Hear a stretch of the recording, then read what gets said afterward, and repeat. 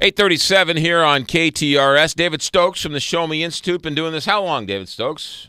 About 9 months now, 10 months. Really? It seems like it's been years. I think you're right. I think we're almost up to a year here. Yeah, you were a semi-regular guest, but it's been, I guess, 9-10 months that you've been a regular Monday guest. But about 10 months ago, you gave me your Letterman jacket to wear. Oh, there you go. There you go. That was a special thing. You have the McGraw little emblem that allows you into the building. You've been on KTRS. You've been on KTRS.com. Now you're on STLtoday.com. How about that? This is great. This is big time. It doesn't get any bigger than being a TV show on a newspaper. On a radio, back to the radio station. Right. We're a radio station on a TV signal on a newspaper. Yeah, welcome to the 21st century. This is modern technology, and I don't understand any of it. Well, clearly, if you would have heard David Goldie from Belle Reve, we don't understand it either. Let's talk a little legislative session. It ended on Friday, and I just find it hysterical that one party owns everything down there. They have veto-proof a majority, and it seems like there's a lot of infighting going on. Well, I think that's inevitable. And I think you're always going to have that anytime that majorities get so large. It's just factionalism. You can go back to the writings of Madison and Hamilton, and right. You will always get factionalism. I do think, however, they had a very strong ending to the session. For all the infighting that dominated the session for the most part, in the last few days, they did seem to come together on a few big issues, most importantly, tax cuts. Let's explain this tax cut issue that was passed that is going to go to the governor's desk. Right, with a strong chance of a veto. Right. And we'll see how that plays out, and if it's vetoed, there'll be an equally close chance of a veto override. Right, even though they have a full veto override, that's not guaranteed. Right, not every Republican voted for this tax cut bill. Just a few of them did not. Right. So what does it say? Well, it's phased in over a fairly long period of time.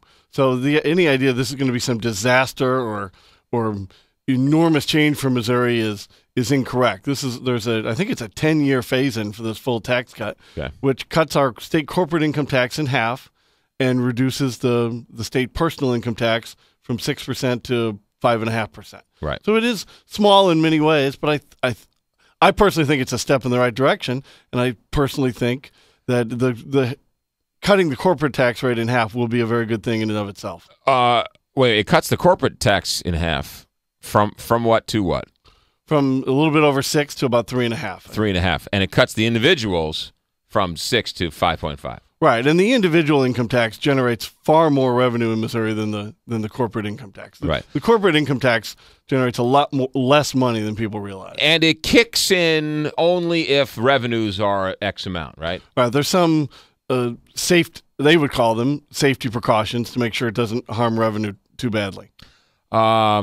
But I thought this was done to sort of combat what Kansas City is doing, or Kansas is doing. They slashed and burned their taxes. So what's to stop these businesses from going over to Kansas now? Because it doesn't seem like this is going to stop that stampede to the state of Kansas. Well, there was some additional, and you get into the technical details, and I'm not the best for some of these tax credit people. We have others that show me who cover it a little more closely than I. Right.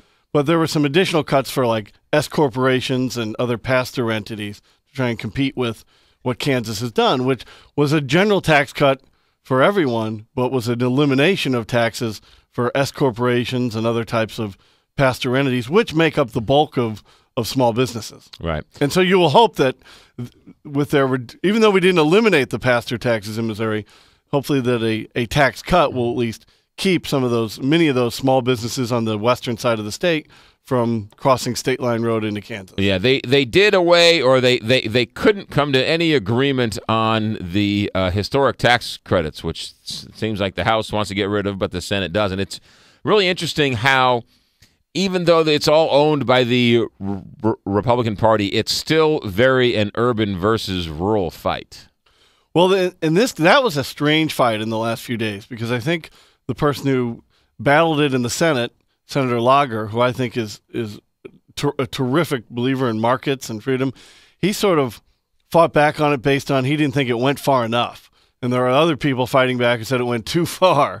So it's sort of, I think you could say it's sort of the perfect became the enemy of the good in some of these tax credit caps and changes. But that said, it did have some new tax credits in the bill, small as they might have been, and some of the real people who've been fighting tax credits for a long time, like Senator Lager, didn't want to allow even that. Yeah. So it's a tough call. So nothing happens. Nothing happens on tax credits. So it stays the same. Yes. Right, which I don't have a problem with. I know others just do, but I think that historic tax credit is probably one of the greatest generators of jobs and infrastructure that would not be done if for these tax credits. Well, it would not be done perhaps in the city of St. Louis.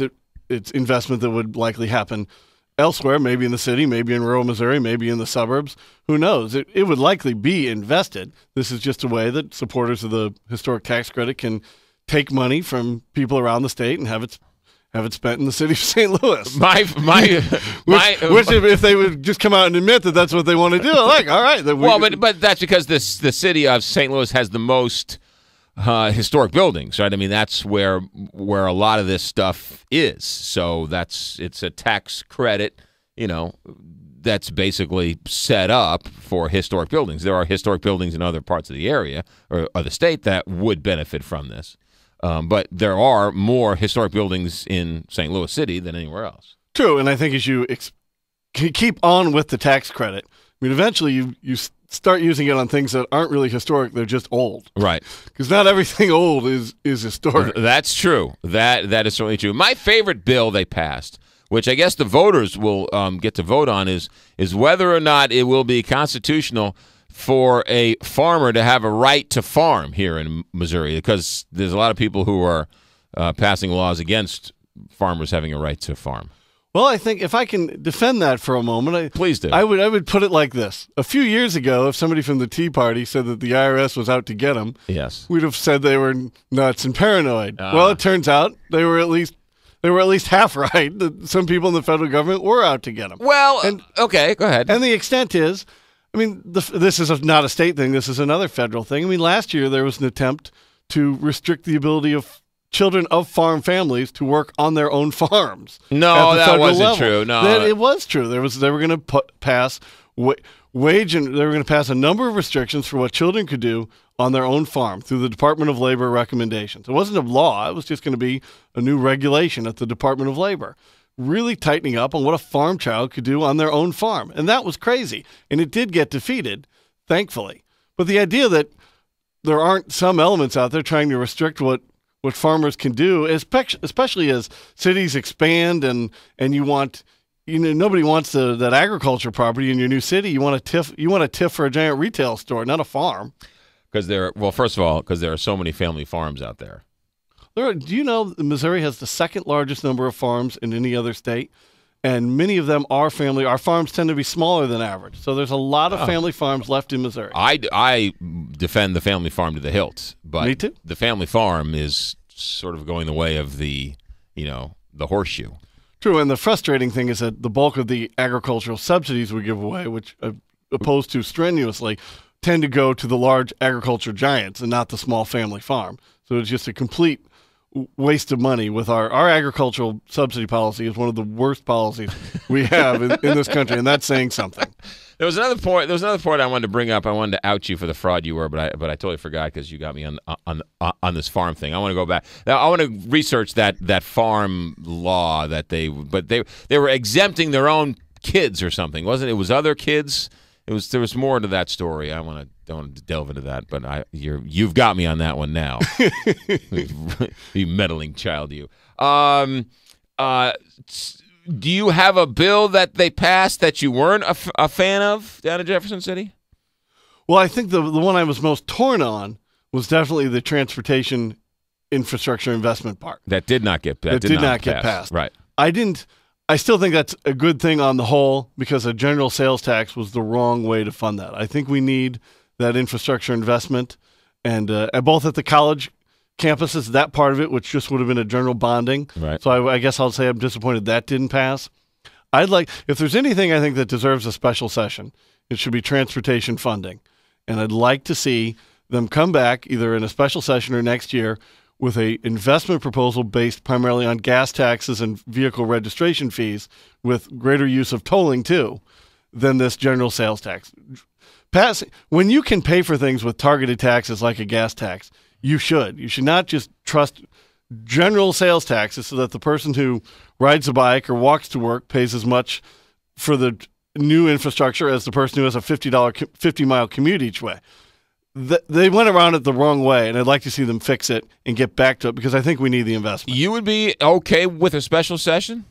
I'd be okay with a special session focused on transportation if they will look and say, obviously, there's enough people opposed to the general sales tax idea, as they should be. Right, but I mean, they can't get this done in their general session that they've had since January. Do they really need a special session? I think it's unlikely, but I heard you talking with a prior guest, wondering, Elizabeth Chris, will a special session come up? And as I was driving here, I was thinking, I think the only thing I would support and back would be something on transportation funding. Right. Particularly if they made gas taxes a much stronger part of that. Well, maybe. Well, they were too busy banning Sharia law here in the state to get around to funding our roads.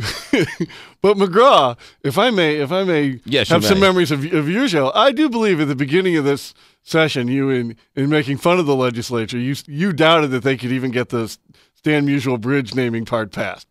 And they did get that passed. Oh, okay, good.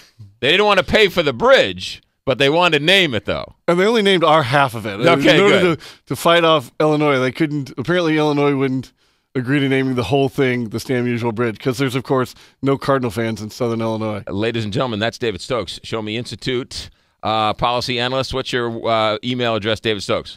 You follow me on Twitter at David C. Stokes. Email david.stokes@showmeinstitute.org. And welcome to stltoday.com/McGraw TV. It is great to be on. This is really fun and exciting. You got it. David Stokes, thanks for coming in. Altair Travel and Cruises.